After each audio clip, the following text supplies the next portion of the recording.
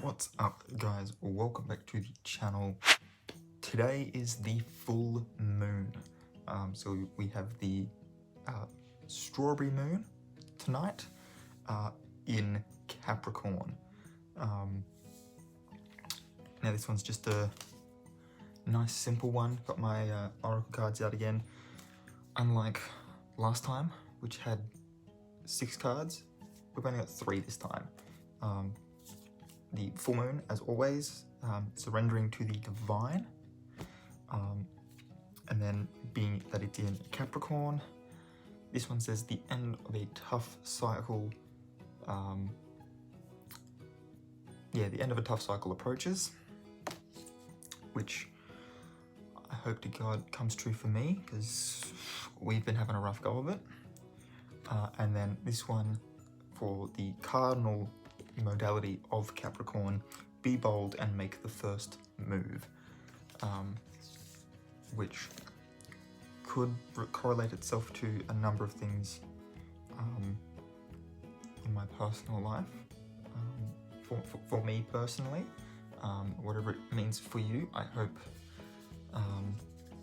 that the tough cycle that ends is sort of the toughest cycle you're currently going through. If you're going through a couple of tough things, I hope it's the toughest one. And being bold and taking that first move, I hope this moon fills you with the courage to do so. So yeah. Anyway, let's get into it. So the full moon actually came around sort of last night, really. The reason it would have been on people's calendars as being on the 25th is because it actually reached peak illumination at 4:30 this morning. So we've technically already gone past full illumination. You can still go out and have a look at it. It's currently, I think it was 99.3% illumination still, so it's still pretty full, but peak illumination 100% was at about 20 to 5 this morning. So it technically rolled around last night.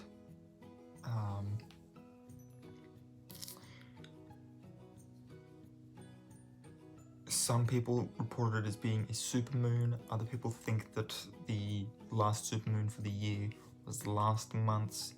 You can probably pull the supermoon card out if you want to be looking at this as a supermoon. I will read that for you as well. Alright, emotions are running high. Doesn't really fit.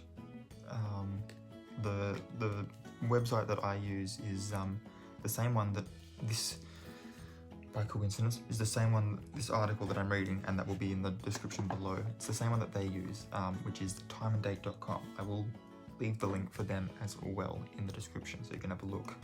But they classify this moon as not being a supermoon, and being that it's in Capricorn, which is one of the most grounded signs. It's an earth sign. Emotions aren't really one of the things that it's going to be bringing up.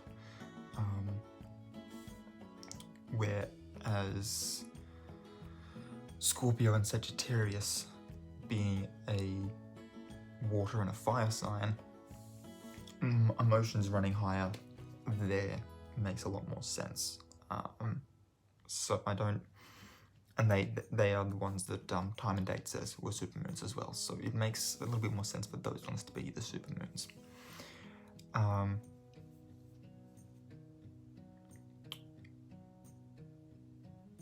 But yeah, since the last 2 full moons were supermoons, it says here the full moon will still be a little bit closer than a regular full moon, and may even appear slightly larger, which is why some people might be saying that it's the supermoon. And so as such, the effects will be stronger than on a regular full moon. It is called the strawberry moon because its name finds roots in Native American folklore as it signals a time that berries would be ready to pick and harvest. What can we expect from it? As we all know, full moons represent the energetic peak of any lunar month. It's a time where the fruits of manifestation and seeds sown at new moon will be ready for harvest. It also helps bring illumination and shine light on forces at work under the surface, bringing any themes of the current moon cycle to a head. Our current themes being Capricorn themes. So this moon comes to us in the sign of Capricorn, which is a polarizing sign. This is one that values structure, hard work, and has little tolerance for drama or procrastination. It is a responsible sign, and it's serious when it needs to be, and is incredibly independent. All of these things are hitting the nail on the head. My sister's a Capricorn, and this is just summing her up perfectly. But in the same instance, Capricorns know how to have a good time, right? So they're not all play, no work.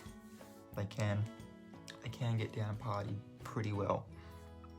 So it can be seen as a rather auspicious moon, at least by those who know how to take best advantage of its effects. The extra burst of its full moon energy will be sending Capricorn vibes straight through your inner self, the side of you ruled by the moon. It's completely up to how you... it's completely up to you on how you take that. But you want to make the most of this time, lean into Capricorn's go hard or go home mood. Take this as the inspiration you need to dedicate yourself to your work. This is the push that will help get you recognized in your career, and have you burning through that life admin and make you feel on top of your housework.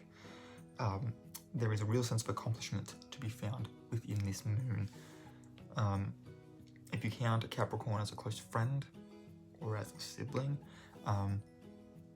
you will know that this sign loves to party and knows how to party hard. So while this moon will compel you to be responsible during the day, be ready to feel the call of the night once the sun goes down.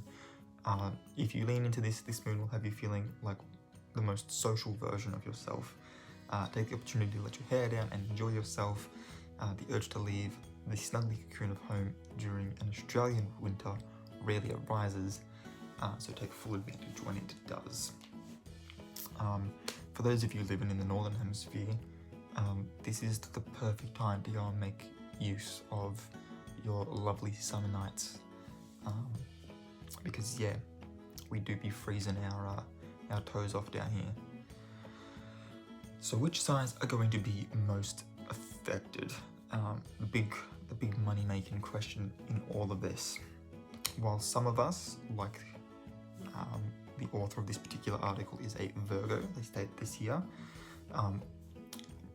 While some of you won't see anything wrong with this, some of the water signs will need a softer touch like Pisces and Cancer, and the fire signs prefer to do things their own way like Aries can struggle with the regimented energy of Capricorn. For Pisces, it's because they love to paint outside the lines, which is something that is firmly at odds with Capricorn's sense of responsibility. For Cancer, they like to be sort of handled with white gloves at the best of times, so Capricorn's energy doesn't have time for these extra flourishes. It wants it all sort of neat and tidy and nothing fancy on it, which is essentially what Pisces and Pisces and Cancer love to do. The Cancers may find those around them to be a little more brash and less tolerant of their sensitive nature. For both Pisces and Cancer, just try not to take it too personally. It's just this full moon.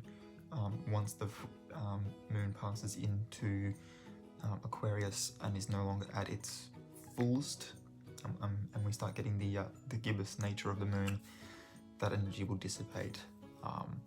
So it's only going to be around for like 2-3 days sort of a thing. 3 days is sort of the maximum. For Aries,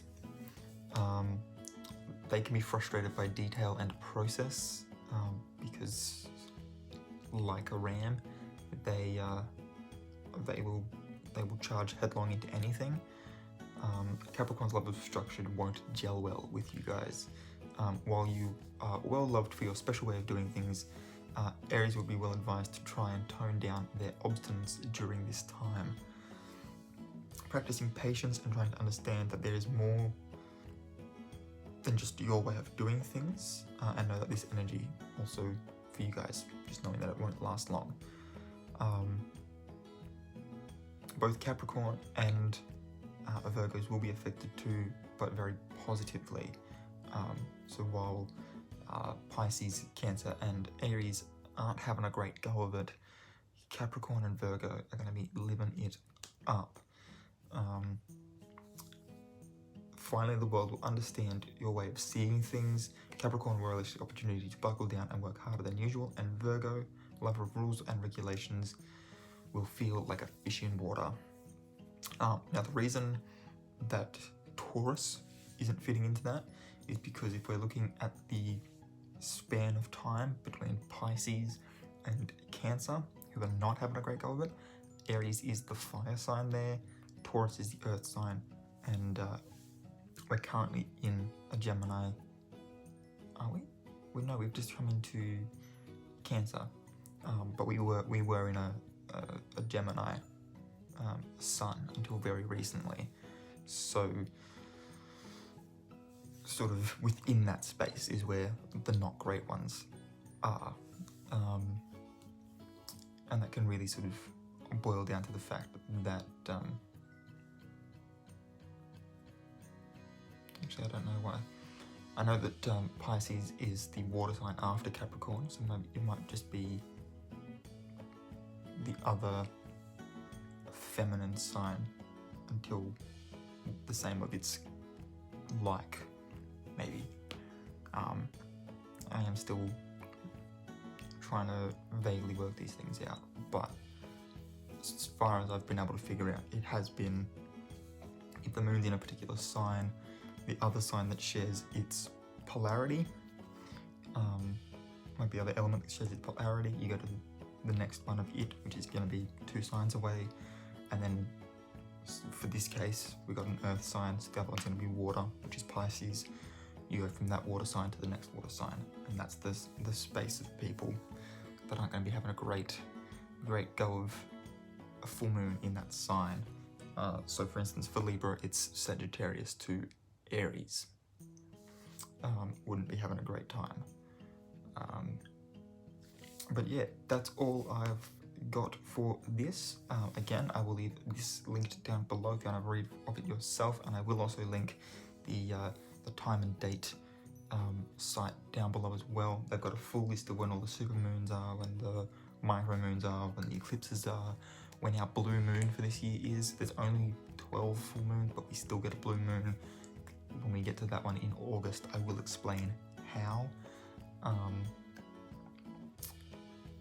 And yeah, so they're both worth checking out. If you're new here, please hit the subscribe button and also hit the notification bell if you want to be notified when I upload new videos. If you liked this one, please put a thumbs up, and until next time guys, keep your head screwed on.